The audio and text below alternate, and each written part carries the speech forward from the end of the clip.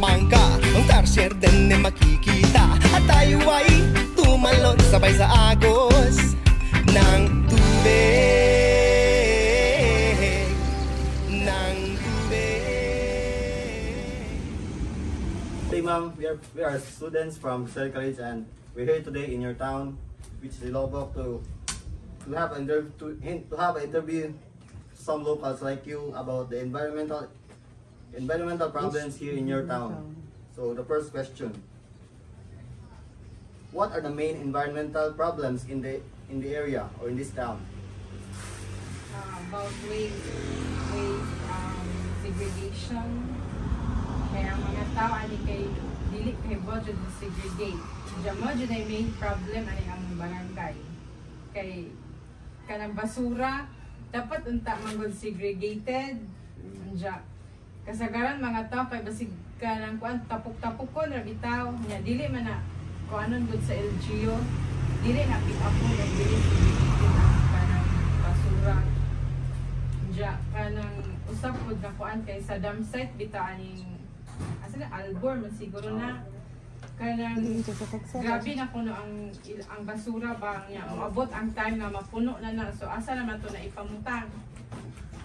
So dapat unta ang every household katong mga i-recycle ikuanon bitaw daan niya katong mga malata ipabilin ra kay pwede ra man to mahimong fertilizer. So how does these problems affect the people living here? Baho ang kamugkuan kanang community unsya kanang para pud ang mga lamingan bitaw baboy wa pud mi kanang wa man pud mi kanang mga septic tank bitaw ban unsya tourist one bed pud mo nya anay malabyan yung mga nga naa sila yung mga lamingan nga narapit bitaw sa kalsada niya masimaho nimo ang kanang bako. Nya amo na po nagreklamo sa LGU nya ning kuan amo patong gitagaan og kanang mura og kanang sige ana kanang di amo sila gi-inform og dili sila mo una padadaan na magsuwat nya ikuan mo sa health reklamo. Okay. Are there any local laws or programs that try to solve these environmental issues?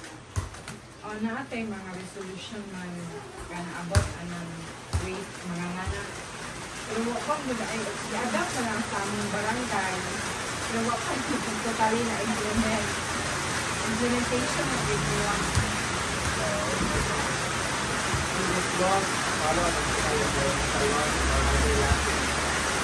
Ang tuwag ang sunod din sa mga tao.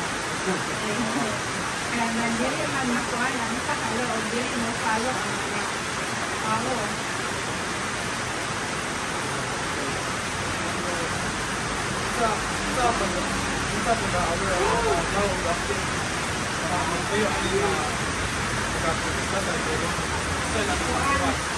Dinamik kanang namin ikuan na kanang budget na kanang seminar. Amo na ikuan na barangay assembly. Namin budget na patawag yung barang household na namin speaker di kanang di council. O disuha na noy ka na yung right na o hindi anay buhatol o What will you do for school to help environmental problems? kanang dapat kada bahin ay mga segregated kanang kuan dapat kagalingong paningalay i-implement sa nadaan ano bang kuan na sa kada household kanang sila na mismo na na kanina pagkuan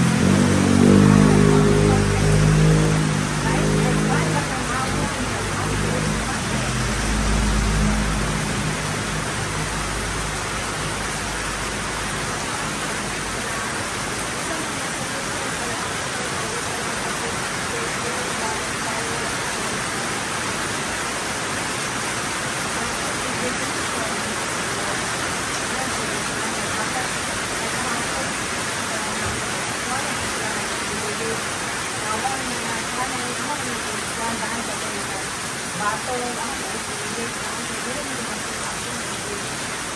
Dapat yung kapag sa house sa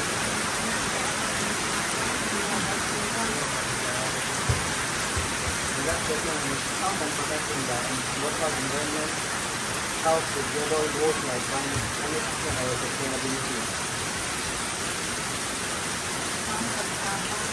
How pagkabang sa local government ang NGOs natin, mga kwan for natin,